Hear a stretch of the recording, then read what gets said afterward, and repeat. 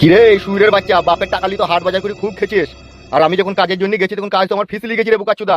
কেন কাকা, কি হলো, কি হয়েছে? তুই যে আমার কাছে 2 লাখ টাকাটা নিয়ে বাড়ি ঘর করলি, এই কথাটা তোর বউকে বলিস নি? হ্যাঁ হ্যাঁ বলেছি তো কাকা, বলেছি তো। বলেছিস তা তোর বইয়ের পাঁজরে পাঁজরে দিয়ে একটু গল্প করতে গেলে আমার পোঙা ঘুরিয়ে নিল কেন? কি বে তুই বলিস নি যে এমএলএ কাকা 2 লাখ টাকা আমাকে দিয়েছে, তোমার সাথে এসে সহবাস করবে, গল্প করবে, যেমন তাই করবে, তুই বলিস নি? এইগুলো বড় ওপেন বলা যায় বলো? তুমি আমাকে বলেছো ঠিক আছে, আমি তো তোমাকে পারমিশন দিয়েছি। এবার তুমি কখন ফাঁক তালে ফুস করে চলে যাবা? সে মেয়ে ছিল, তুমি বেটা ছিলি, কোথায় একটু গায়ে মাথায় হাত বলি, তুমি একটু কাজ করে দিয়ে চলে আসবে, তারপর আমি কেন বলতে যাবো বলো তো? কি রে বোকাচুদা, তোর বউ আমাকে দেখি কথা বলছি না, পোঙা ঘুরি বইছে, আমি ওই জন্য টাকা দিইনি, ওরকম করলে বলা টাকা ফেরত দিয়ে দিবি তো? এখন ওরা কোথা পাবো? টাকা তো সব ঘর বাড়ি হয়ে গেছে। ঘর বাড়ি যখন হয়ে গেছে তাহলে বাড়ি যাও, দিয়ে বউকে কানে কানে গিয়ে বলি দাও গা, বলবা আমি যেমন তোমার স্বামী তেমন তারা এমএলএ কাকাও তোমার স্বামী, সে তোমার সাথে এসে যেমন তাই করবে। কি বললাম, বুঝতে পেরেছিস? বলতে হবে, কোনো আর কি করার আছে?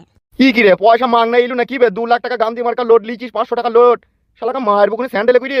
বেশ কাকা বেশ, আমি আগে যে এখানে বলছি সব ভালো করে খুলে বলে দিচ্ছি। হ্যাঁ বলি দিগা, আজ রাত 8টার সময় যাবো, ঠিক আছে?